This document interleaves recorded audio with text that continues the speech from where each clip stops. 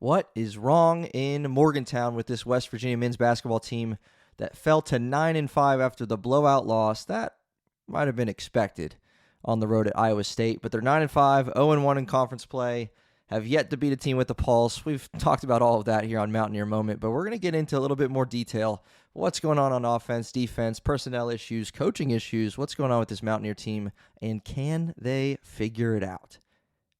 That and more on this episode of Mountaineer Moment. This is the Mountaineer Moment, your source for all things West Virginia football and basketball. From pregame to postgame coverage and breaking news, we've got you covered. Let's go. Welcome in, everybody, to another episode of Mountaineer Moment, episode 121. And this is your source for all things West Virginia football and basketball. This episode, again, talking about this Mountaineer basketball team as they fall to 9-5 and 0-1 in conference play. We already gave you the full-on recap of that Iowa State game, and this is not what this episode's going to be. This is just going to be looking it straight in the eye and saying, what's wrong with this team? What's going on? What is the problem? Why are they losing so many games? And why have they yet to beat a team with a pulse? Because that's really the reality of this West Virginia team. You know, you look at some teams across the nation that have lost 3, 4, 5 games, whatever the case may be. Chances are, one, they've, some of these nationally ranked teams, especially, I saw a couple teams, I forget who they were off the top of my head, saw a couple of teams playing this past weekend, and, a couple of them were ranked and had 3, 4 losses. And chances are they're losses against teams that are good or are ranked.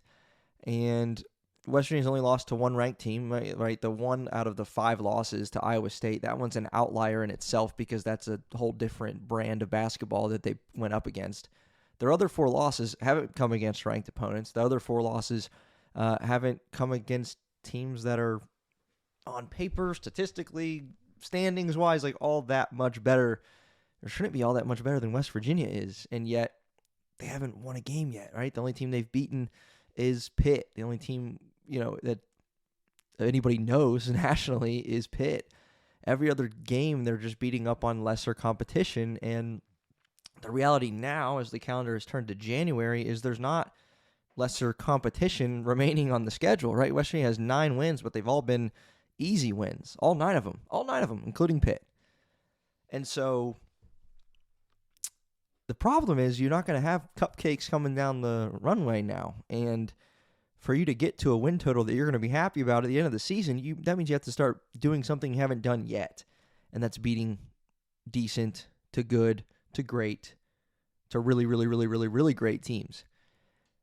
You had your first opportunity on Friday night in the Big 12 opener on the road, your first true road game of the season in Ames, Iowa, Hilton Coliseum. Really tough place to win over the last number of years. And it showed. Iowa State put a thumping on you. And again, if you haven't checked out episode 120, you can go check that one out with a full-on recap of that West Virginia and Iowa State matchup in Ames. But now you got Cincinnati coming to town, and we're going to have an episode following this one that'll be released on Monday night. Mountaineers play Cincinnati Tuesday night, but Monday night we'll release an episode previewing that action, previewing that matchup with Cincinnati, so be sure to check that out. Again, Mountaineer Moment, your source for all things West Virginia football and basketball. Hit that subscribe button for us. YouTube, Apple Podcasts, Spotify, and Amazon Music would be greatly, greatly appreciated if you subscribe on one of, if not all of, those platforms. Help me, help you be in the know when we have new content coming your way. So what we're going to do for the purpose of this episode, as you can see, as has been already shared, like what is wrong? What are some of the things on the floor, on the court that we're seeing that we don't like?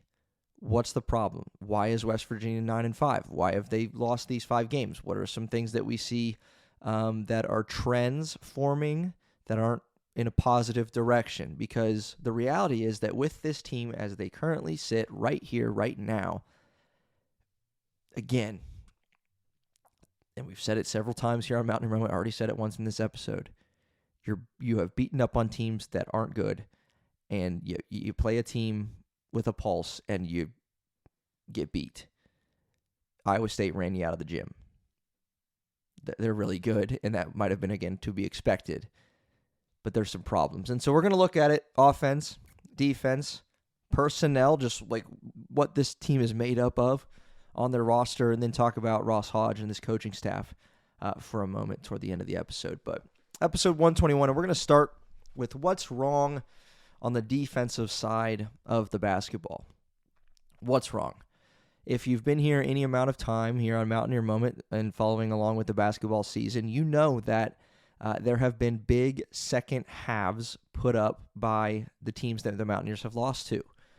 So the first 4 losses, and then again, if you've been here, you've heard me say this, but this is a significant point. Whether it's second half adjustments by opposing offenses or a lack of adjustments by Ross Hodge and this Mountaineer defense, second halves of basketball games have killed the Mountaineers. That's why they have 5 losses. You gave up 40-plus in all 4 of those first 4 games. You gave up 40-plus to Clemson in that first loss. You gave up Xavier 2 nights later. You gave up 40-plus in the second half to them. You gave up 40-plus in the second half to Wake Forest when that game was tied at halftime, and you had a lead against Ohio State, lost in double overtime because you gave up 40-plus points in the second half of that one in Cleveland.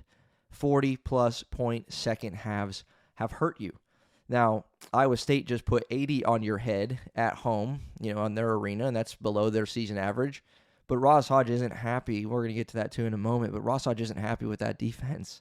I can just about assure you with utmost confidence that West Virginia's 5 losses, Ross Hodge and his coaching staff are not pleased with the defensive side of the ball.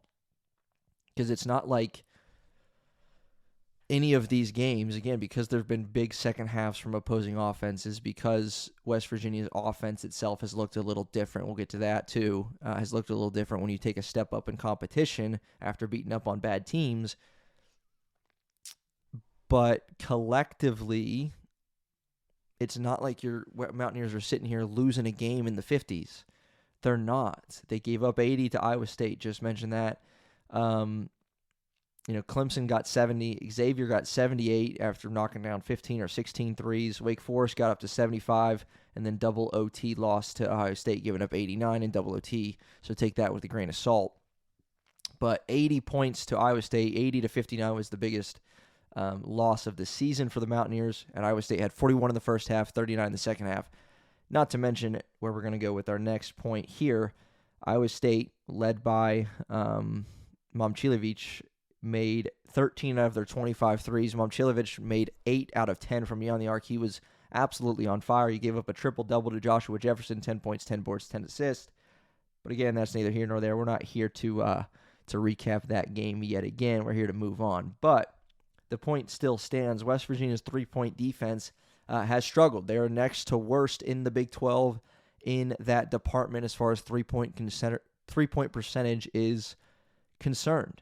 I think collectively this team, you think about Brendan Lorient, like obviously he was missed against Iowa State with what he brings to the table on both sides of the floor, but especially defense.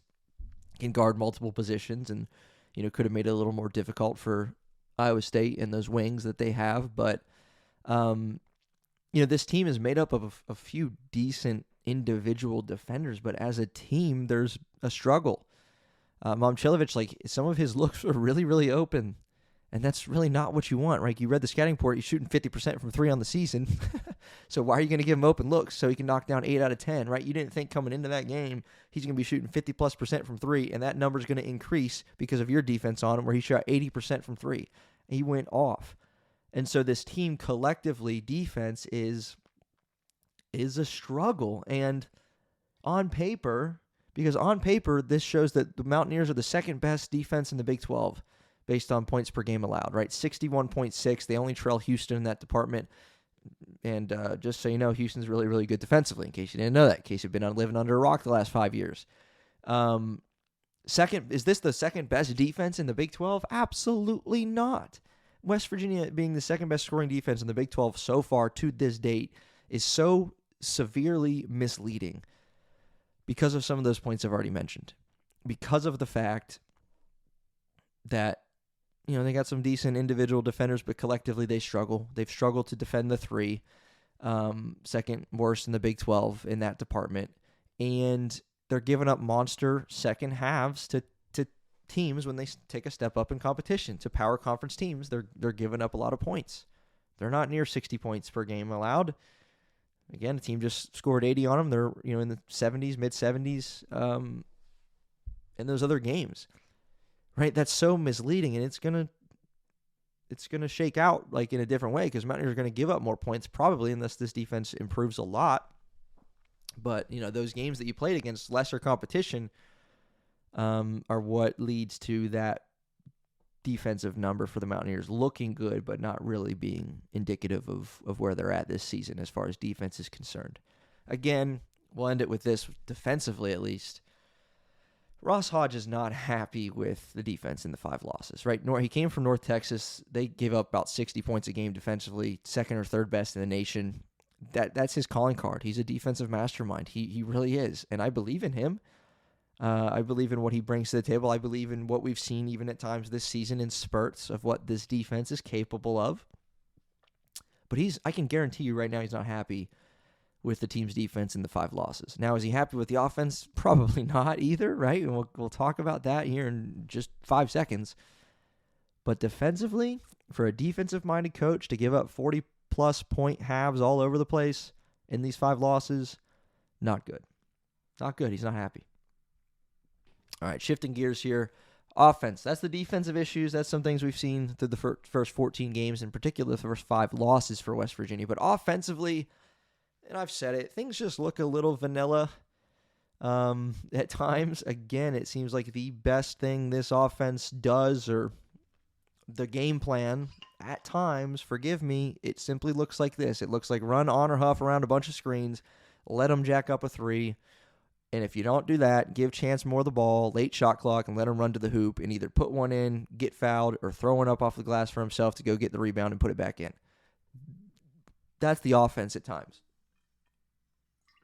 To me, that's what it looks like at times, because those have been, since Chance Moore got inserted into the lineup after sitting out the first 5 games, but since he's been here, and Honor Huff from the jump, really at the beginning of the season, those have been your best 2 consistent players offensively, and no one else is giving you consistently what they are giving you.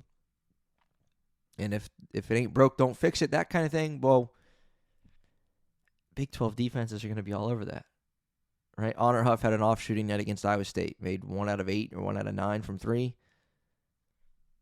Chance Moore did his thing, but it wasn't enough to keep you in it because the supporting cast around you. When Honor Huff has a bad night, and we'll talk about that later on too, when he has a bad night, what's this team going to do? Another point too, and it's Mountaineer basketball for the last, since I've been alive, since Bob Huggins' era, I should say. Maybe Beeline was a little better with this. I don't know. I was young then, but with Bob Huggins and the coaches after, and now here with Ross Hodge, there are just some killer offensive scoring droughts that this team has experienced this season, and it hurts your momentum. It hurts your defense when you don't have offense, and part of that's because of the predictability of what this offense looks like. Part of that's because you don't have consistent play coming from anywhere else other than Honor Huff and Chance Moore. You've had early in the season where you were beating up on these bad teams. It seemed like night after night there was a different guy stepping up. Well, where's that now? Nowhere to be found, right? In all 5 of these losses, there's been some glimpses of guys doing some things. DJ Thomas, Amir Jenkins, Jasper Floyd at moments, Belo at moments against Ohio State. He had a great game. But there's not a whole lot of consistency coming out of this team offensively. I'll give you a couple numbers to back that up. They are next to last in points per game in the conference in Big 12, not Big 12 play, but Big 12 overall, and next to last in assists. Only about 14 assists per game or something like that. Iowa State, I don't remember the exact number, but they had let me just look.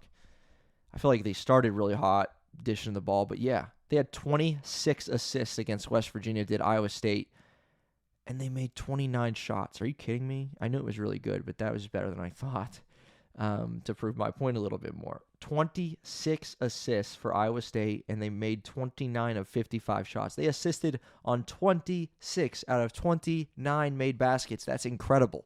West Virginia, game in, game out, is doing nothing of the sort. They're doing nothing like that. And it shows in how this offense is struggling, right? I mentioned again, Momcilovic for Iowa State getting lots of open looks. Well, attribute that to the fact that they're finding the open man and letting him knock it down, and they're making their shots.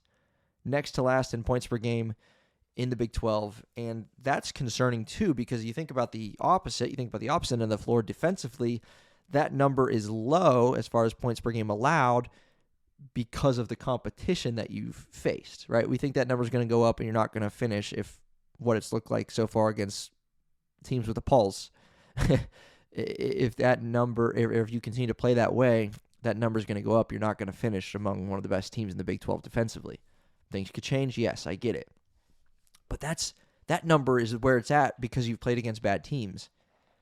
West Virginia's offensive number, they've played against the same teams. They've played against the same exact teams on offense and defense. And they're among the worst in the Big 12, shooting-wise, passing-wise, scoring-wise. And now you're in Big 12 play.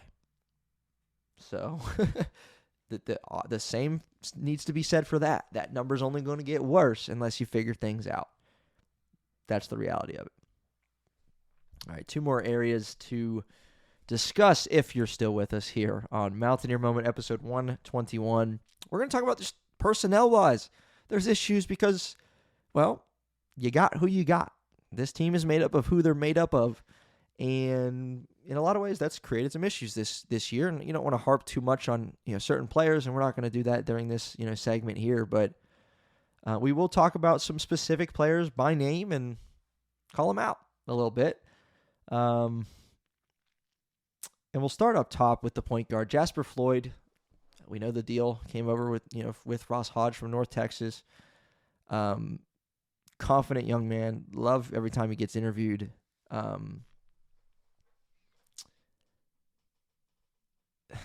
In a lot of senses, love what he brings, but he's not a scorer. And that first game Mountaineers had against Mount St. Mary's, he put up 20 plus.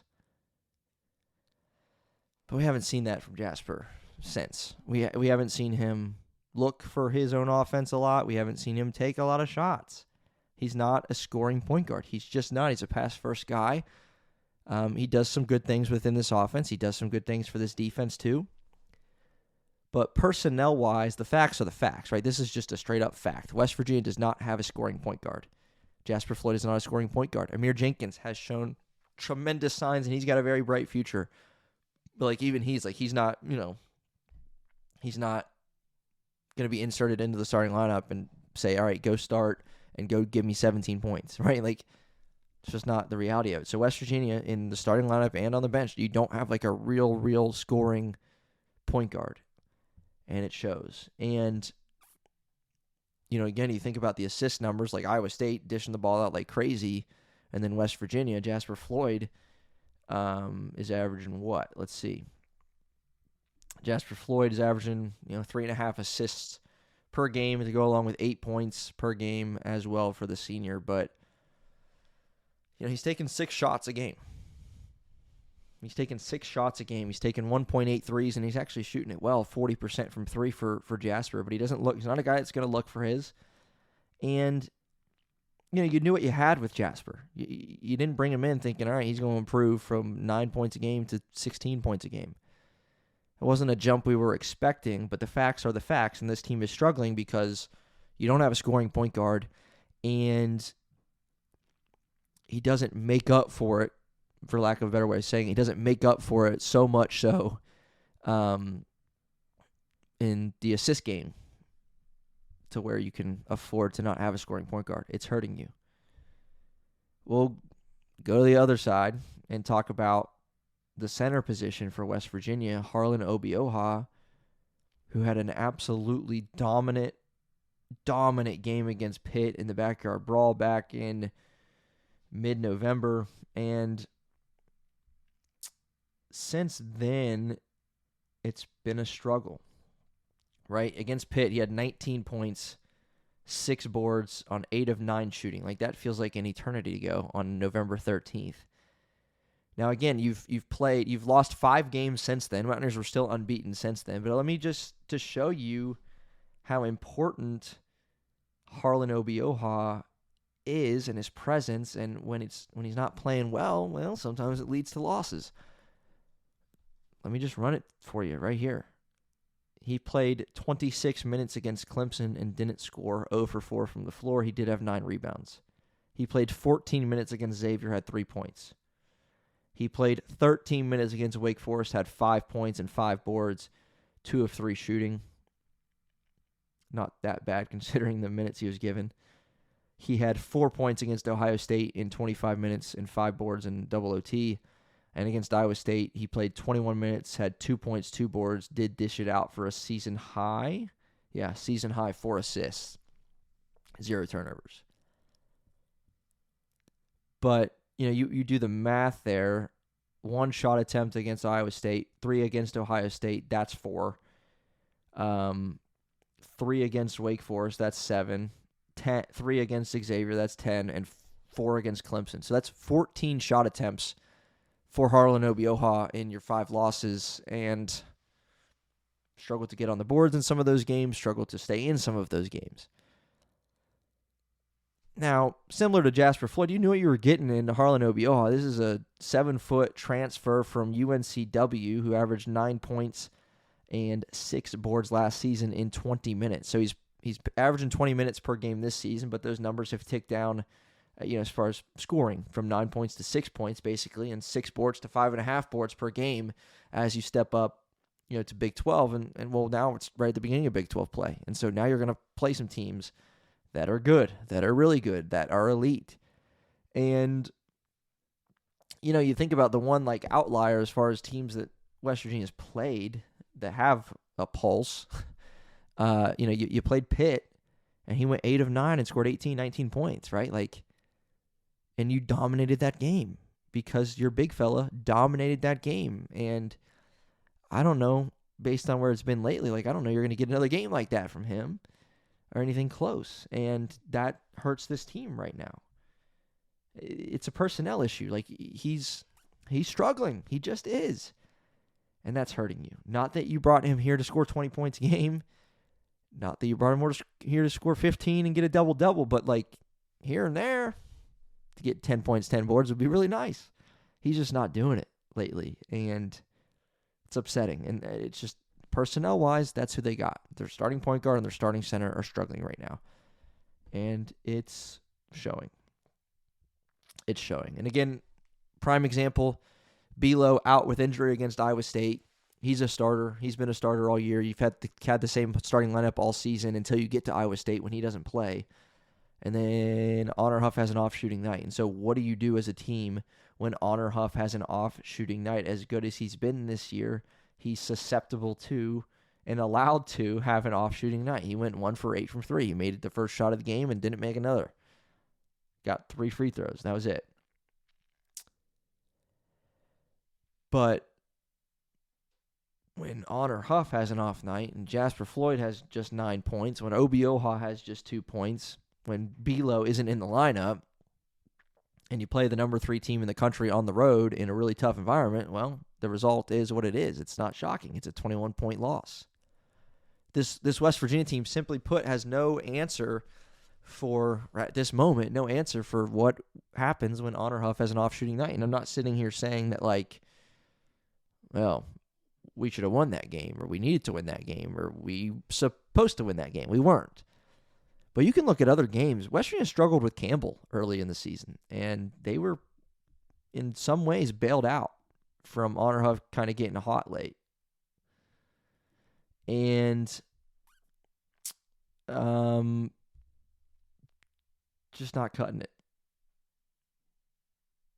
Just not cutting it. From the other guys on this team, it's just not working. So what if Honor Huff has an off shooting night? The team has no answer for it. Now, we'll talk about one more guy specifically, Trayson Eaglestaff, who, again, he's had his fair share of issues this season, but the thing that sticks out to me relating to Honor Huff having an off shooting night, Trayson Eaglestaff knocked down a couple threes against Iowa State, but he only shot the ball 4 times. And without Belo in the lineup, with Obioha struggling with Floyd, you can't count on either of those 2 guys to add a scoring punch of sorts. Honor Huff off. Trayson Eaglestaff's got to get up some shots. And to only get up 4 shots is concerning. is concerning. Now, broadly speaking about this entire team, we know where these guys came from. Right, Eagle Staff comes from North Dakota. UNCW, Obioha, Jasper Floyd, and Belo come from North Texas. Chance Moore, St. Bonaventure, Honor Huff, Chattanooga. Jackson Fields comes from Troy. DJ Thomas and Amir Jenkins are true freshmen. So is it just these guys aren't cut out to play for West Virginia because they're mid-major, low-major guys that come to Big 12 and they're